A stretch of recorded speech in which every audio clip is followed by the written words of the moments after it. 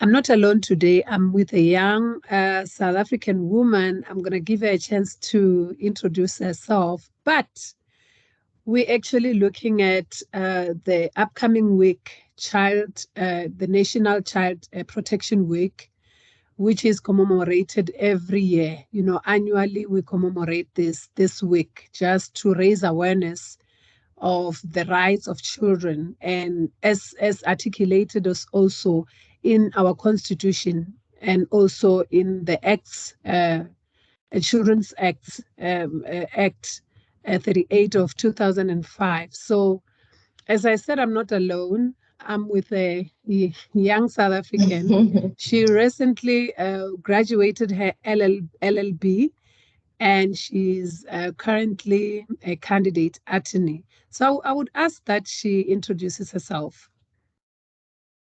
Hi everyone, thank you, Prof. Mapura. Hi everyone, my name is Kumudza Muleya. Yes, I just recently graduated my LLB at the University of Venda. I am currently a candidate attorney, serving my articles while I also attend law school. So yes, Great, that is me. great. So to kickstart our discussion, I would like to ask, your understanding of Child Protection Week. So my understanding of Child Protection Week is the fact that it happens annually. So it's something that we do every year in South Africa.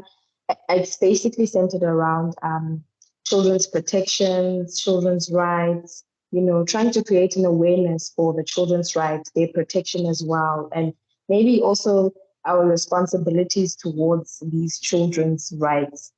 So it's a time in which we just reflect basically on what it is that the child needs to be protected from. What rights do the children have? Which rights are we infringing, and how can we do better?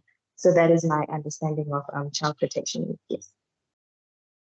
Yeah, and from a law perspective, what is it that is important, that is a message that you would like to take to the community with regards to Child Protection Week? All right. What I would say is firstly that we should all actively participate in Child Protection Week, whether we have children or not. I go by the notion that it takes a village to raise a child. So my neighbor's child is my child as well, even though I might not have children of my own. So going back to the Constitution, it's enshrined in our Constitution under Section 28 that children's rights are of paramount importance, and therefore we need to protect our children's rights. We're talking about rights such as the right to a name, the right to livelihood, the right to not be exploited, things like the right to family care. Then we move on and we see that it's not only in the Constitution, but we actually have a Children's Act that also advocates for children's rights. If we go into the Children's Act 38 of 2005, thereby chapter, I think it's chapter 2, we have our different sections. You have section 7, you have your section 9, which outlines the fact that the children's right, well, the best interest of the child is of paramount importance. So whenever there's an issue concerning the child, we look at what would be best for the child, not what would be best for everybody else, but we want to know what would be best for the child and do what is best for the child. So we need to strive to not only just know that there is children's rights, but we need to strive to also know what are these rights that we speak of.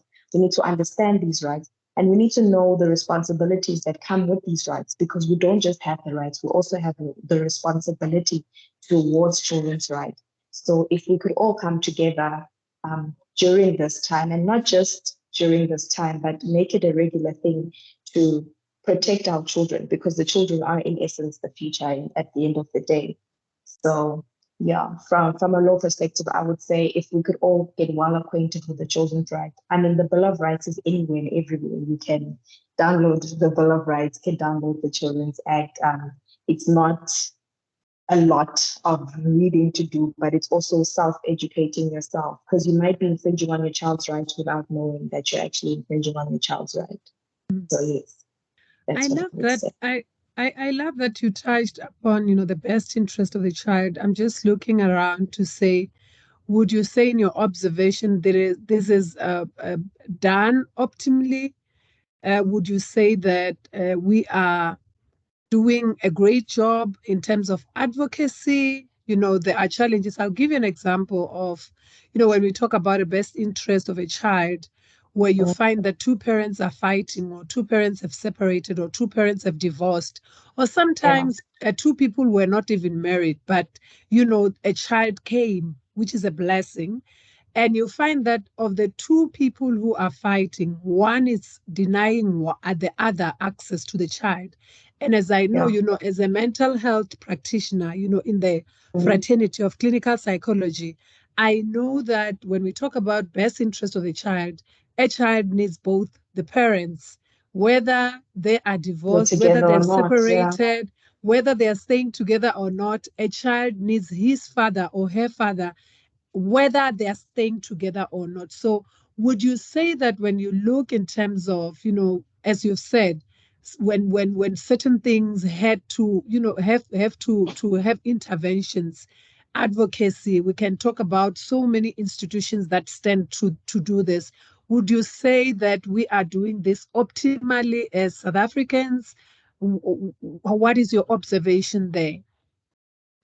My observation there, especially in the given example that you gave us, Mm-hmm. is that sure, when it comes to separation or when it comes to, okay, there's this now child and we're not together, we usually tend to overlook the fact that it's about the child and it's not about our Mm-hmm. fight. I'll give you an example. You find in situations where the parents now neglect the child and make the whole situation about them and use the child to fight against each other. You're infringing on the child's right. You know, I, it's not the child's fault that what's happening between the adults is happening. However, they make it the child's fault. This is where now we find that now the child is emotionally stressed and Mm-hmm. is, like I said, is now getting neglected. We now don't care about what's best for the child anymore. We've now Yeah. neglected the child. Emotionally, we're neglecting the child. Physically, we're not paying attention to, okay, this is the situation that's happening. How best can we solve what is going on here to best suit the child? How best can Mhm. we coexist in a world where we're coexisting, but our child is also okay. Our child is still going to school. Our child still has both parents in their lives.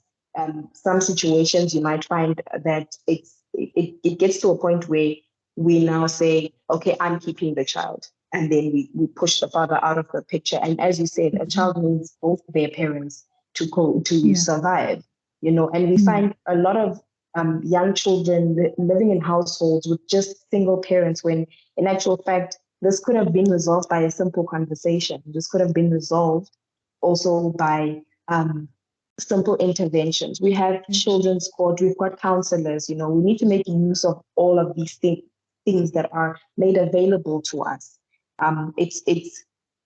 It's freely even sometimes made available to us. It's just a matter of going to our counselors and saying, we are unable to sort this out by ourselves. Please intervene because we want to make sure that our child, above all, is well protected.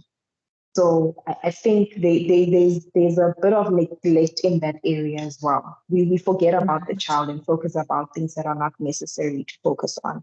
Yeah. Right. So, in your view, what would be the rights that are mostly overlooked? Looking into the systems, we have different institutions, we have different systems that are standing in to say, let's advocate for children's rights. What do you think are the most overlooked rights, children's rights? I think the most overlooked children's right. I'll firstly start with abuse. Mm. I think that's one of the biggest issues that we are Right. facing, especially where the children are involved. As much as it's not really being put in the spotlight, it's not really being put in the news. Children are getting abused in their homes. They're getting abused at school. Yeah. They're getting abused even just amongst their peers when they're just playing outside. There's bullying in schools. Bullying, You yeah, get bullying in schools. parents that are also abusing their kids. And I'm not just talking about physically. Abuse can come in many forms. It can also come mentally and emotionally. You can emotionally and mentally abuse your own child. It doesn't have to be you physically hitting a child. And I think we forget that element, that there's mental and emotional abuse. And we just look at, oh no, Right, but I'm not hitting my child, so it's not a problem. right, However, the stress that you're inflicting on your child, emotionally, that child is not ready to deal with that. They are not at that stage where they can emotionally not go. You understand what I'm saying? So right. with especially with abuse, that's one of the really big issues, and also maltreatment. I'll give you an example as to why I'm saying maltreatment. When you go to the mall, and I'm not a mall person, but the times that I do go to the mall, Yeah, yeah. and you see parents with their children, and there's this tendency we do as parents where our children are there at the back and we're there at the front, and we're on the phone, or we're having a conversation with other people, but your child is way, way, way, way, way at the back there. And Yeah. when a situation arises where, for example, you find that your child has been kidnapped or something bad has happened to your child, who do you blame first? You blame the community around you. You don't look at yourself and say, had my child been next to me, had I been holding my child's hand, all of this would have been, avoided. Also, maltreatment in a sense that in our homes, we tend to forget that um, children also need to be well nutritioned. Mhm. Children also need to be well looked after. Mhm. We don't care about what they're wearing anymore. We don't care about whether the child baths, doesn't bath. You know, um, if my child asks for something, I just, I'm quick to, hey, just go away, just go away. Like, not now, not now. So maltreatment for me ties in with abuse. Physical abuse as well. But maltreatment Mhm. can also happen in a form of physical abuse as well. So things like that. And also, we overlook our child's mental health. Mental Mhm. health awareness lately has been a really, really, really big issue in our country. We Yeah. don't we don't pay attention to our children's mental health. We don't Mhm. ask our children if they're okay. We don't ask what's wrong. When we see behavioral patterns, we don't make it a point to understand, why is Right, Pumuzo now acting in this manner when Pumuzo right. never used to do these things. So we become emotionally unavailable for our kids as well. So their mental health suffers as well. Their education suffers. We also overlook education as well. We don't take the time to do homeworks. We don't take the time to check homeworks. We don't take the time to go to the school and find out what the curriculum is. We don't really pay much attention to what our kids are learning in schools. We don't want to know. It's just as long as my child gets grades and passes, I'm good. Yeah. So I'd say, amongst other things, obviously, that would be some of the issues that are being overlooked a lot. And I like the fact that you indicated abuse, and it's such a hidden and forbidden. Uh, Seldomly do people that usually is there, and not many people are able to even speak out to say this is happening. If you check around, especially on social media, we're finding adults who are now disclosing sexual abuse that occurred when they were at their tender Mm, ages, where they were 5, 6, 7, 8, 9, 10, when they didn't even understand what was happening to them. And each time when I see such a documentary, I ask myself how many children are still suffering from sexual abuse that is, hidden somewhere. These children are not even aware of what is happening. They are confused. They don't know who to ask because, usually the perpetrator would say, you don't tell anyone, no one will believe you. And sometimes it's in exchange of giving them something. So we also talk about at the back of my mind comes exploitation, child labor that usually occurs, at the watch of the parents. And you look at all this that happens, also maybe touching upon, those children who have disabilities. How overlooked are they in the system, everywhere. So as you've said, how can you advise, if you were to give an advice to the nation, what would you say South Africans must do to improve? Well, what I'd say is, like what I've said in the beginning, that we need to be well acquainted with our children's rights. It's not enough to just know that, oh, kids have rights. We Yeah. need to know which rights we are talking about, the responsibility towards those rights. You know, um, I believe knowledge is power. Just to go through Right. brochures, you understand. And when there's something that you don't understand, you can go to your local areas where you will be well equipped, pick up a phone and Yeah. ask. But hence, I'm saying we need to all actively become involved when we have Children Protection Week, because that is the week where we gain more knowledge, we understand better what these rights of children are. Because, like you said, there's abuse, and they're only talking about it later as adults, that I was sexually abused when I was 8, 9, and 10. Yeah. You find that Yeah. those kids at that age tell their parents that I was touched in a funny way. I Uncle touched me where I don't, no one touches me. And we hear parents saying, no, you're just being dramatic, or they don't know that that is a form of, it's a sexual offense.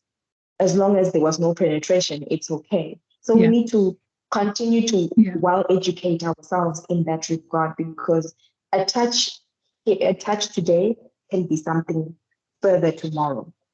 Right. So the more Right. the more we also become actively involved, the more we sit our children down and have those difficult conversations that we don't Right.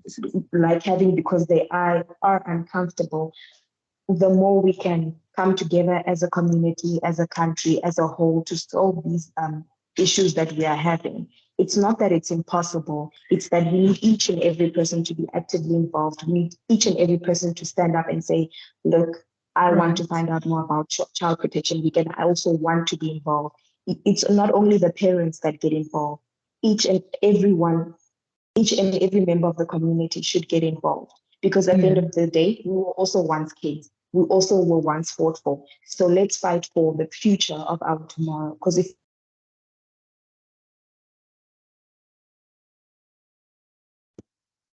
Uh-oh.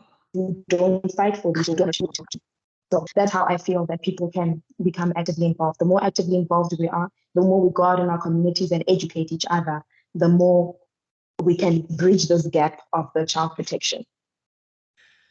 Thank you so much. You've highlighted a lot of important things that are important for Children's Protection Week. And I think a take home for me would be it is important to be part of Child's Protection Week, whether you are a lawyer, whether you are just a mere community member, a mom, an Yeah. auntie, a brother, a sister.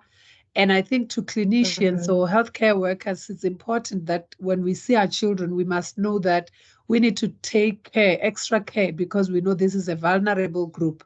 And I think one area that is so important as well is for researchers to always, I feel like there is a dire need to explore some phenomena that, to ensure that this vulnerable group is protected, Mm. and also that will Mm. help to have best policies in place for them. And I think it's our responsibility as a nation to protect our children from discrimination, from exploitation, from other physical, emotional, moral harm, Yeah. and to protect and care for them, make sure that, we recognize as well the special needs of those children with disabilities, so that they may also generally have opportunities, equal opportunities. And I think it's our responsibility as well just to promote protection, so that their Yeah. development is to the optimal level, and also their well-being is well taken care of all the time. And I think in Mm. conclusion, I would like to say, I would also, just put a word out there to say strengthening community structures is very important, because I see It this in is. rural areas where, some services are far, where some people might struggle, to reach such services. So it's always Mm. important to have community structures that actually adds and builds up, to support and highlight on these much needed interventions for these vulnerable groups. So I would like to say thank you so much, Ms. Pumuzo, for sharing Pleasure. your views about Child Protection Week. Hope we will in the future also have some discussion. Thank you so much for the time. Thank you so much. It was a pleasure taking the time with you guys.